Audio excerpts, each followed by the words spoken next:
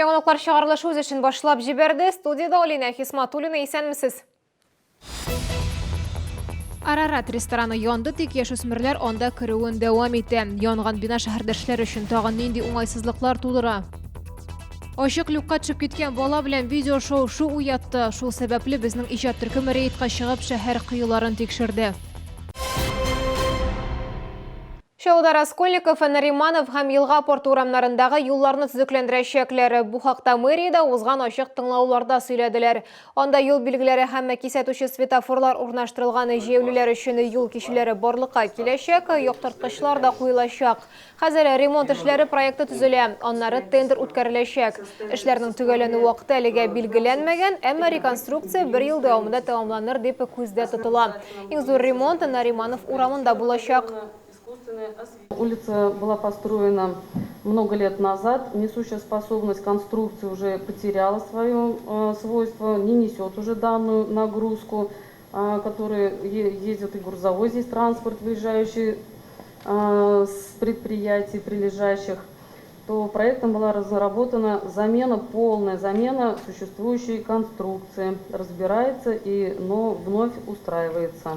Шулай ук Шауда беренче автомобиль юлын дәвам итәргә планлаштыралар. Дәүләт сатып алулары сайтында Яшлек проспектынан алып Залесный проспектына кадәрге юлны төзү буенча эшләр башкаруга тендер игълан ителде.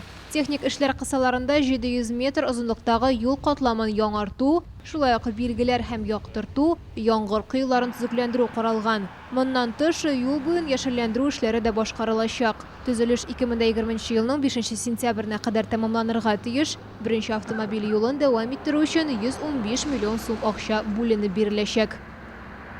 Интернет шелтәрендә бала ачык кыюга төшеп киткән видео пәйда булды. Кечкенә малай әнисе янында бара, күпмедер вакыттан соң капкач әйләнә дә бала кыюга төшеп китә. Хатын-кызы шунда ук бала янына ташлана, узы баручылар ярдәмгә килә, баланы тартып чыгаралар.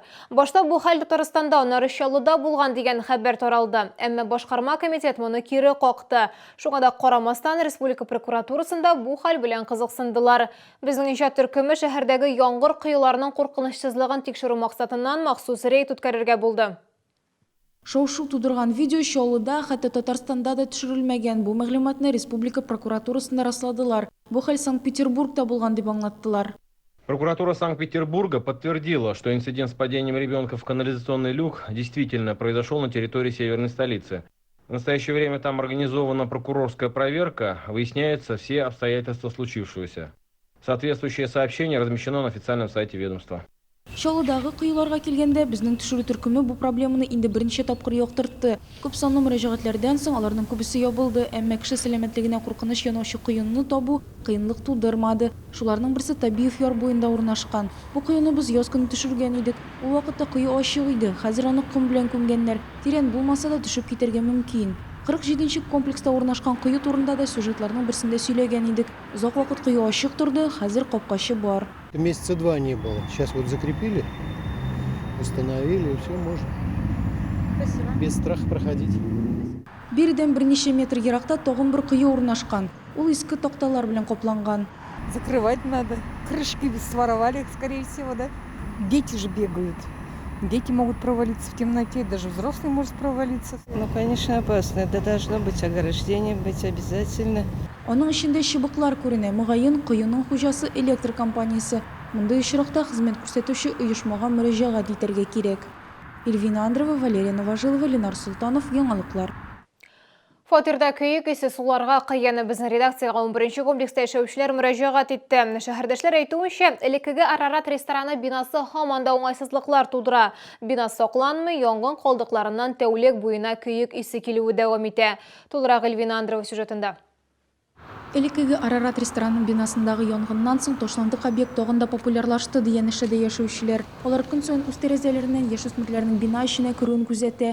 Объект иртәләнмәгән, сакчылар юк, шәһәрдәшләр иртәме соңмы янган конструкцияләр җимерелер дип борчыла. Менә бу балалар менеп йөрү бик борчый безне. Киридән дә шундый хәл булмас микән дибез.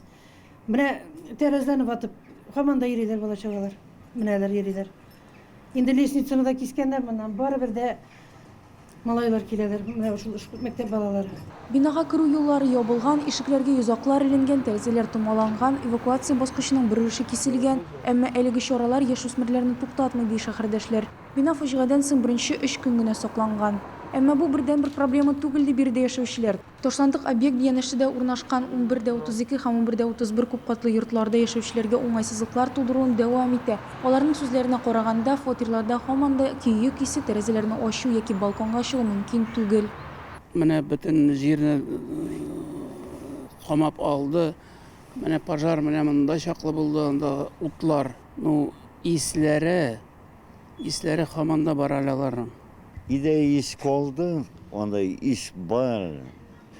Yani hemen bitmiyor olanı. Bana bu kırışını alıp vermeyince bir kaçanda tuktalmayalım.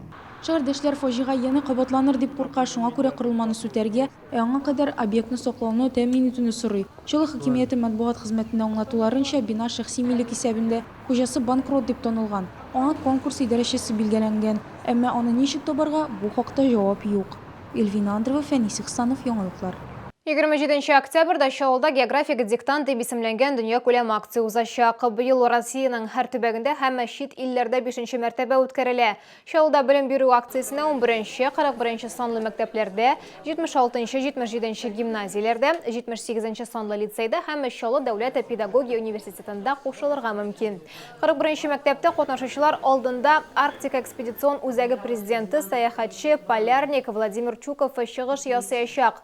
Акция башлангычы 1 сәгать кала, ул катнашучыларга үз сәяхәтләре һәм экспедицияләрдә катнашулары турында сөйләячәк. Диктант көндезге 12 сәгатьтә башлана. Диктантны онлайн режимда рәсми сайтта да язарга мөмкин. Аның адресын сез экраннарда күрәсез. Диктант состоит из 40 заданий.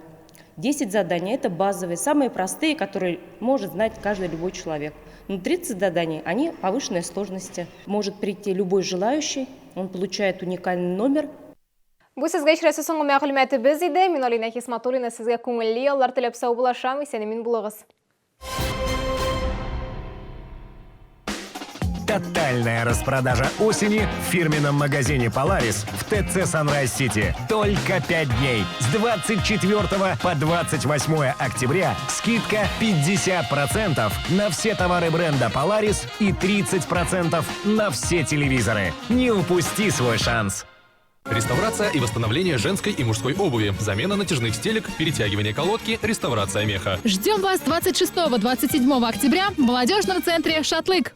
5 девяток единица. Комфортабельные поездки в Казань. Забираем с ближайшей остановки. Каждая 10-я поездка бесплатная. Единый многоканальный телефон. 5 девяток единица. Довезем вас до столицы.